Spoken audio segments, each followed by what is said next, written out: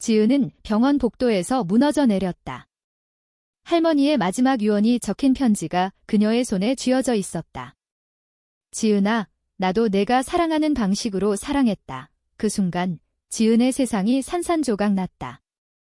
평생 그녀를 정상으로 만들려 애썼던 할머니가 사실은 자신도 여성과 사랑에 빠졌었다는 고백이었다.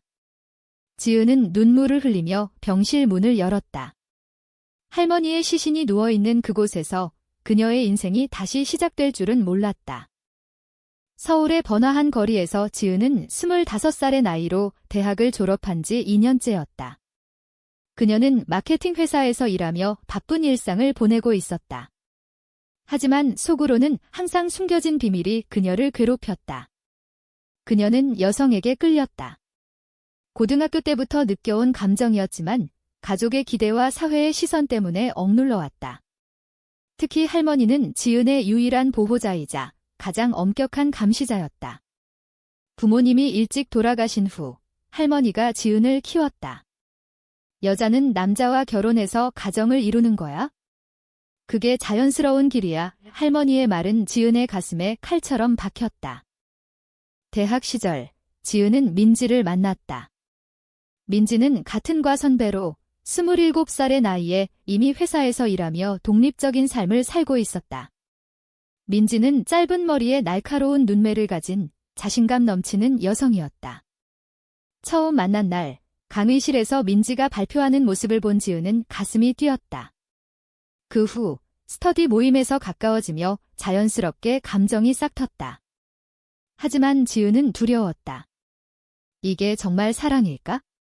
아니면 그냥 착각일까? 그녀는 밤마다 혼자 고민했다.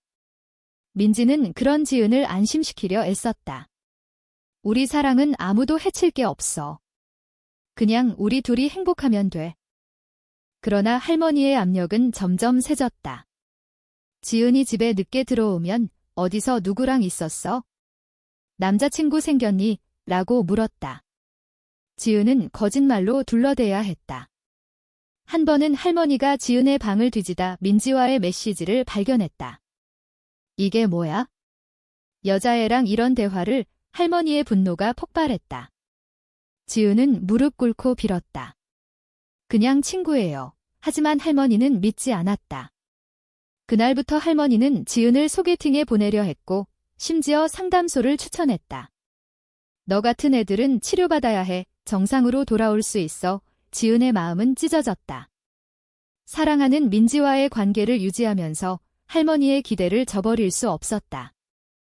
민지와의 만남은 점점 비밀스러워졌다. 그들은 카페나 공원에서 몰래 만났다. 한 번은 한강공원에서 민지가 지은의 손을 잡았다. 할머니 때문에 힘들지? 나도 이해해. 하지만 우리 포기하지 말자. 지은은 눈물을 흘렸다. 할머니가 알면 날 버릴 거야. 그 대화 후 지은은 결정을 내렸다. 민지와 거리를 두기로. 미안해, 민지야. 나 아직 준비 안 됐어. 민지는 상처받았지만 이해했다. 언제든 돌아와. 기다릴게. 할머니의 건강이 나빠지기 시작한 건 그 무렵이었다. 폐렴으로 입원한 할머니를 지은은 매일 병문안 갔다. 할머니, 빨리 나아요. 할머니는 지은의 손을 잡고 말했다. 지은아, 내가 행복한 결혼하는 걸 보고 죽고 싶어. 그 말에 지은은 죄책감으로 가득 찼다. 그녀는 할머니를 실망시킬 수 없었다. 그래서 민지에게 완전한 이별을 선언했다. 우리 그만하자. 나 남자 만나볼게. 민지는 눈물을 흘리며 떠났다. 지은의 가슴은 텅 비었다. 할머니의 상태가 악화되면서 지은은 더 많은 시간을 병원에서 보냈다. 어느 날 간호사가 편지를 건넸다. 할머니께서 주시라고 하셨어요.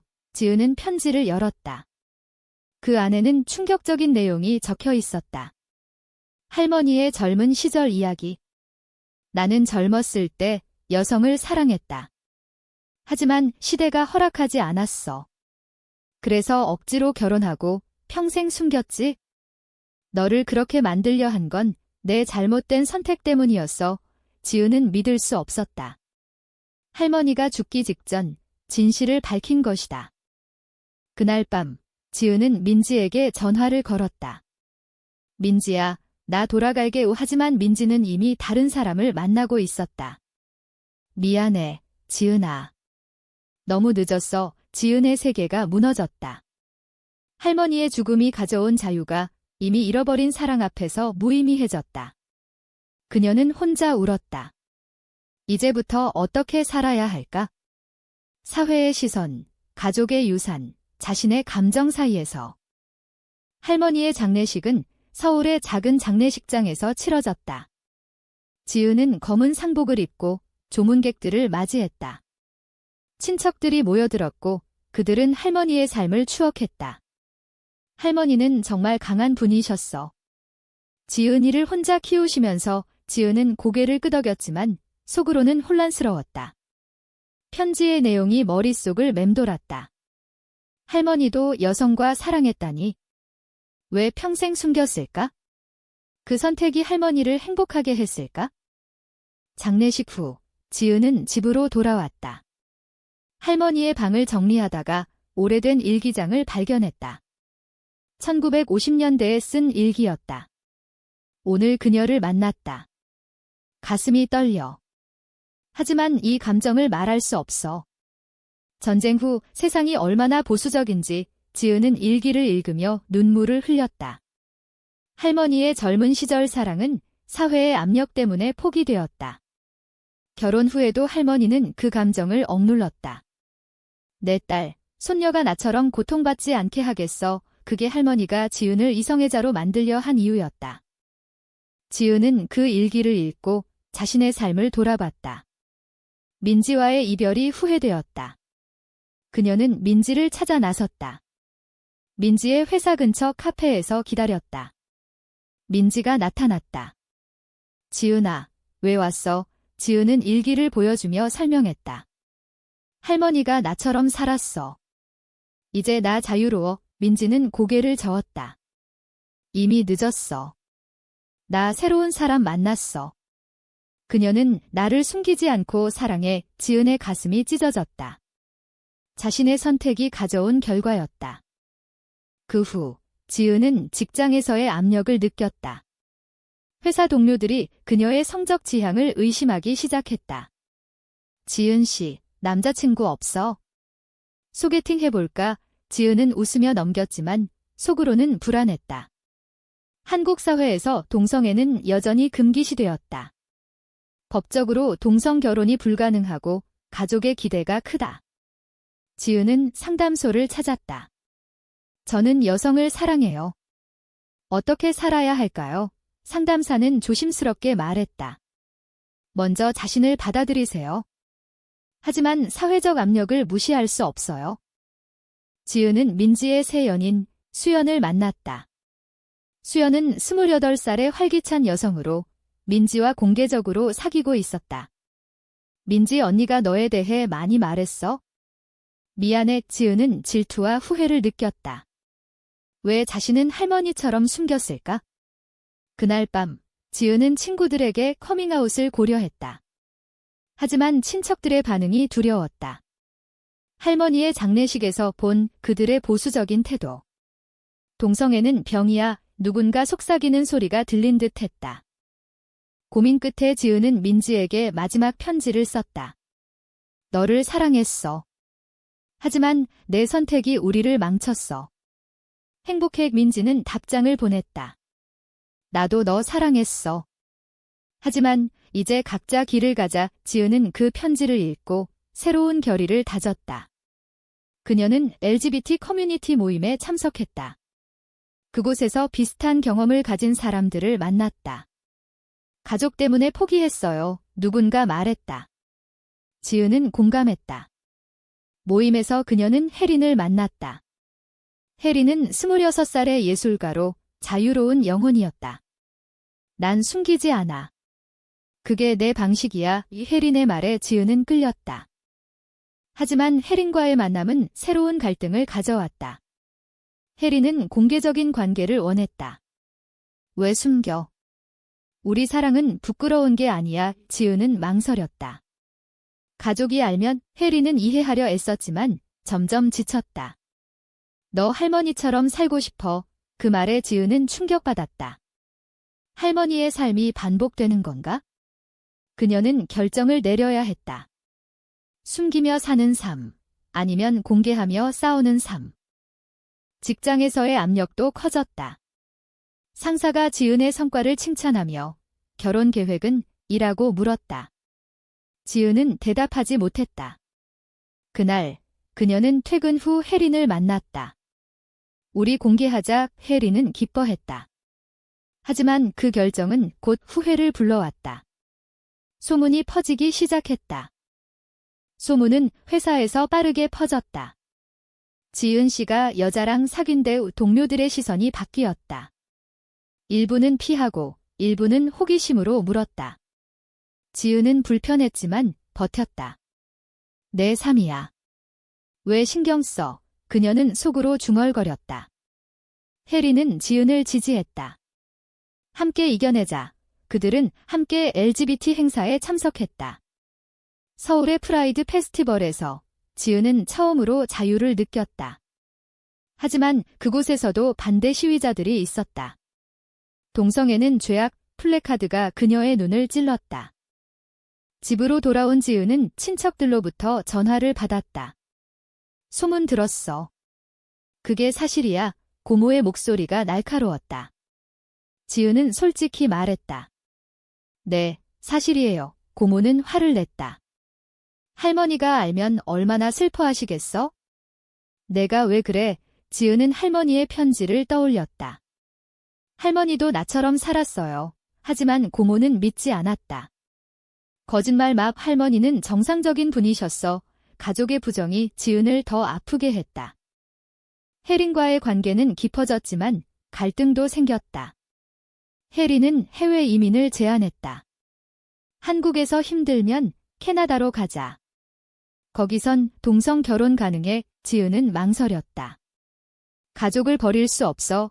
혜린은 실망했다. 가족이 너를 버리는데. 그 대화 후 그들은 싸웠다.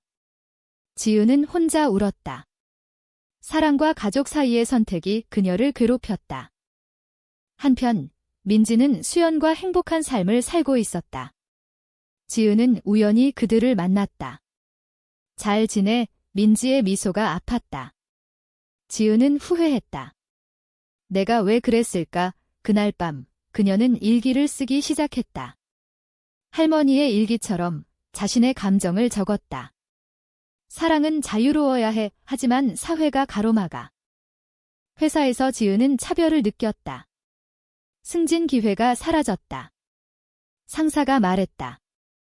이미지 때문에. 지은은 항의했다. 그게 법적으로 문제예요. 하지만 상사는 무시했다. 그녀는 변호사를 찾았다. LGBT 권리단체에 도움을 요청했다. 이런 경우 많아요. 싸워봐요. 지은은 소송을 준비했다. 그 과정에서 그녀는 강해졌다. 혜린은 지은의 결정을 지지했다. 함께라면 할 수 있어. 하지만 혜린의 가족도 문제였다. 혜린의 부모는 관계를 반대했다. 여자끼리. 말도 안 돼. 혜린은 집에서 쫓겨났다. 지은의 집으로 왔다. 이제 우리 둘이 가족이야. 지은은 안아주었다. 하지만 압력이 커졌다. 소송이 시작되면서 미디어가 관심을 가졌다. 젊은 여성, 성소수자 차별 소송 기사가 나왔다. 지은은 인터뷰를 했다. 저는 사랑할 권리가 있어요. 하지만 반발도 컸다. 온라인에서 악플이 쏟아졌다. 정신병자 지은은 상처받았지만 포기하지 않았다. 할머니의 유언이 그녀를 지탱했다. 고모가 찾아왔다. 그만해. 가족 망신이야. 지은은 일기를 보여주었다. 할머니도 이렇게 살았어요. 고모는 충격받았다. 정말 그녀는 눈물을 흘렸다. 미안해. 지은아. 가족의 변화가 시작되었다. 하지만 모든 친척이 그렇진 않았다. 일부는 여전히 반대했다. 지은의 삶은 전쟁터 같았다. 소송은 길어졌다. 지은은 매일 법정에 나갔다. 변호사가 말했다. 증거가 충분해. 이길 수 있어. 혜리는 곁에서 지켰다. 너 강해. 하지만 스트레스가 쌓였다. 지은은 불면증에 시달렸다. 이게 맞는 선택일까? 그녀는 자문했다. 할머니의 삶을 생각하면 싸워야 했다. 숨기는 게 아니라 바꾸는 게 답이었다. 미디어 노출로 지은의 과거가 드러났다. 민지와의 관계도 알려졌다. 민지가 연락 왔다. 힘들지. 도울게. 지은은 고마웠다. 수연도 함께 왔다.